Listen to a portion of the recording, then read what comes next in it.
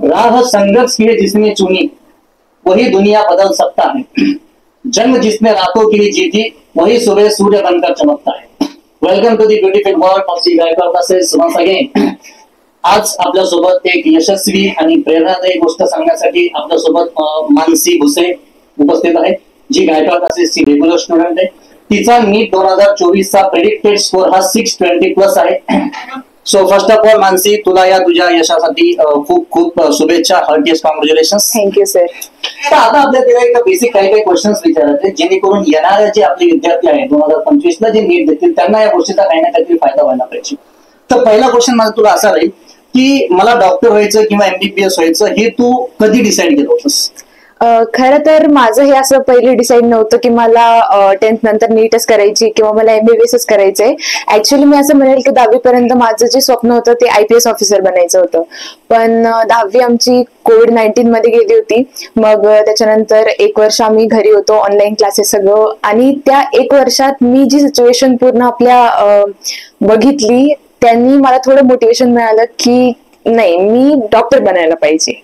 तर त्यामुळे मग मी त्याच्यानंतर थोडी रिसर्च वगैरे केली की डॉक्टर बनण्यासाठी काय काय करायचं, काय काय नाही। नीटची एक्झाम असते ती आपल्याला क्रॅक करावी लागते, तिचा सिलेबस आणि ते सगळं, आणि मग त्यामुळे मला मोटिवेशन मिळालं की मी नीटची एक्झाम देऊ आणि डॉक्टर बनण्यासाठी ट्राय करू। गुड। म्हणजे जर आपण नॉर्मली जर सगळ्या मुलांचं जर बघितलं तर एक गोष्ट कॉमन आहे की हे मुलं 9th आणि 10th ला डिसाईड करतात की आपल्याला पुढे कोणती एक्झाम द्यायची, PCM ग्रुप घ्यायचा की PCB ग्रुप घ्यायचा, हे त्यांच्या एंडिंगलाच ठरलेलं असतं। सगळ्यात महत्वाचा क्वेश्चन मानसी, की ज्यावेळेस एवढे सगळे क्लासेस अवेलेबल असतात, नेमका गायकवाड क्लासेस तू का चूज केलास? आमचे एक सर आहे, त्यांनी मला सजेस्ट केलं की तू एकदा गायकवाड क्लासेसला येऊन बघ, तुला क्लासेस अटेंड कर, तुला तिथलचे फॅकल्टीज बघ, हे कर, त्याच्याने तुला कळेल की म्हणजे काय वेगळं ह्या क्लासेसमध्ये। तर सरांनी जसं सांगितलं होतं मी तसं केलं। मी आले, मी बघितलं, तिथे मला भगवान सरांनी सगळं सांगितलं, म्हटले की तू करून बघ, तुला नक्कीच फायदा होईल। तर मी केलं आणि मला ते आवडलं पण, म्हणून मी हा क्लासेस निवडला। आणि मेन म्हणजे मला हे वाटतं की डाऊटसाठी जेव्हा पण मी सरांना, भगवान सरांना कॉल करून म्हणायचे की सर मला डाऊट विचारायचे, मला टीचर पाहिजे, तर मी कोणत्या टाइमला येऊ, सर मला म्हणायचे की तू तुझा टाइम सांग, तुला कोणत्या टाइमला सफिशियंट होईल, मी त्या टाइमला तुला टीचर अवेलेबल करून देईन। मला ही गोष्ट सगळ्यात जास्त आवडते, कारण सर माझ्या टाइमचा विचार करताय, ही गोष्ट म्हणजे मला आवडली। आणि मला म्हणजे प्रत्येक टाइमाला टीचर अवेलेबल सरांनी करून दिले, आणि टीचरनी पण खूप सपोर्ट केलं, खूप छान डाऊट वगैरे माझे सॉल्व्ह करून दिले। हीच मी म्हणेन।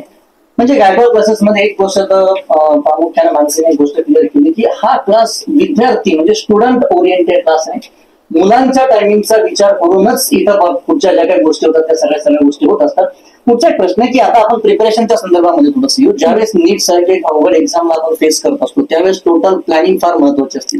त्यात तुझा रोल कसा होता, टीचर्सचा रोल कसा होता, या गोष्टीबद्दल तू काय सांगशील? मॅनेजमेंट जसे की 7 ते 8 हार्सचे जे असतात ते क्लासेस असतात, त्याच्यानंतर 6 हार्सचे सेल्फ स्टडी, प्रत्येक मी 2 तास फिजिक्स, 2 तास केमिस्ट्री आणि 2 तास बायो, प्रत्येक सब्जेक्टला मी इक्वल इम्पॉर्टन्स दिलं होतं। आणि फिजिक्स साठी मी थोडा जास्त वेळ दिला होता कारण फिजिक्स माझं वीक होतं। परत एक क्वेश्चन मला विचारलं होतं की इथे आल्यानंतर तुझ्या फिजिक्स मध्ये असे काय इम्प्रुव्हमेंट झाले?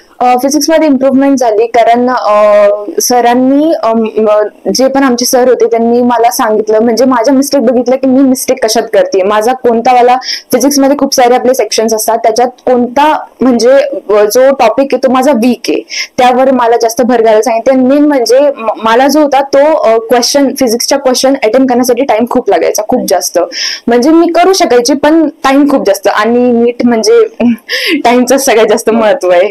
तर मग त्या मला तो टाइम कमी करण्यामध्ये टीचर्सनी खूप हेल्प केली, कारण खूप प्रॅक्टिस करून घेतली की हे क्वेश्चन प्रॅक्टिस करायला पाहिजे, हे जास्त इम्पॉर्टंट आहे। तर या हिशोबाने आता नीट ज्यावेळेस आपण ते 3 तासामध्ये ती पूर्ण एक्झाम देतो, याची प्रिपरेशन ही म्हणजे जवळपास 1 वर्ष, 1.5-2 वर्षापासून मुलं करत असतात। ही जी टेस्ट सिरीजची जी टोटल प्लॅनिंग आहे याच्यामध्ये तुझा रोल कसा होता, त्याच्यानंतर क्लासच्या टेस्ट सिरीज कशा पॅटर्नने चालत होत्या?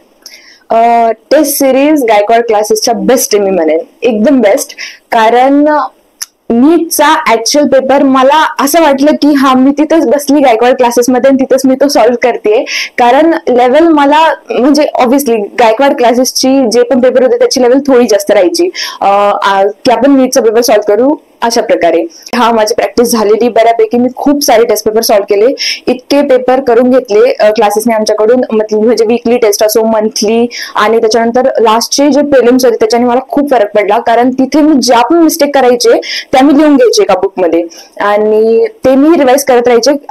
ऍक्च्युली फक्त हे बायोसाठी नाही की बायोचं जे चुकलं त्याचं मी लिहून घेतलं, पण फिजिक्सचे पण जे माझे क्वेश्चन चुकायचे आणि तो कॉन्सेप्च्युअल क्वेश्चन आहे तर मी तो कॉन्सेप्ट लिहून घ्यायचे की या कॉन्सेप्टवर माझे क्वेश्चन रॉंग होत आहे आणि मला रिवाइज करायचं, तर मी ते रिवाइज करायचे आणि त्याच्याने मला खूप हेल्प भेटती.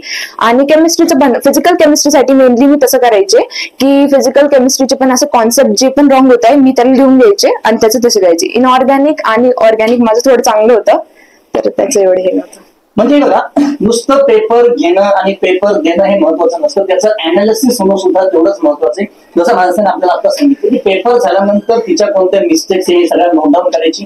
येणारे जे नीट 2025 जे मुलं हे देणार आहेत एक्झाम, त्यांनी हा पॉईंट नोंदवून करणं फार महत्वाचं आहे. आता एक शेवटचा प्रश्न परत एकदा, की ज्यावेळेस तुम्ही एक्झाम हॉलमध्ये जाता त्या 3 तासासाठी, आपण गेल्या 2-3 वर्षापासून तुम्ही पूर्ण अथक प्रयत्न केले नसतात, त्या 3 तासामध्ये जायच्या आदल्या दिवशी तुझी मेंटॅलिटी एक्झॅक्टली काय होती? माझ्या डोक्यात हे होतं की मला MBBSचं गव्हर्नमेंट कॉलेज भेटलं पाहिजे. आणि हा मी म्हणजे कॉन्फिडंट होती की ठीक आहे 600 पर्यंत माझा सेफ स्कोर होऊन जाईल, पण असतेच भीती मनात असतेच. त्यासाठी मी म्हणेन की माझे पॅरेंट्स खूप सपोर्टिव्ह होते. म्हणजे मला आदल्या दिवशी माझ्या नीटच्या काही मी जेव्हा पण स्ट्रेस घ्यायला लागली, माझी आई नेहमी मला सांगायची की नाही तू स्ट्रेस घेऊ नको, सगळं तू करशील, तुझ्याकडून होईल.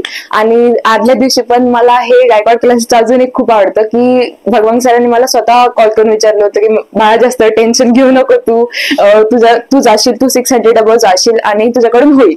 आणि त्याच्यानंतर नीटच्या दिवशी पण क्लासेस मधून फोन आला होता की काही नाही, सगळं व्यवस्थित होऊन जाईल, फक्त आरामात पेपर दे आणि ये. तर खूप छान.